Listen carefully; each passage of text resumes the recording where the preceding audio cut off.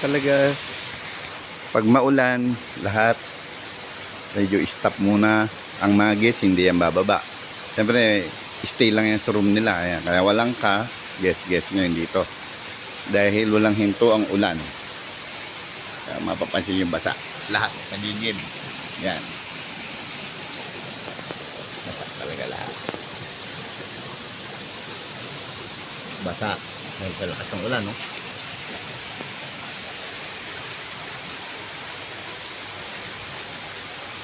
Ang mga guests natin, nandyan lang sa loob. Ayaw lumabas nila. So, siyempre, lakas ng ulan, no?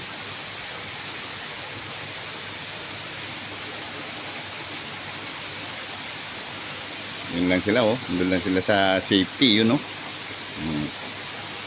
Diba? Sa lobby lang sila. Mga guests natin, dyan lang sa loob ng kanilang kwarto.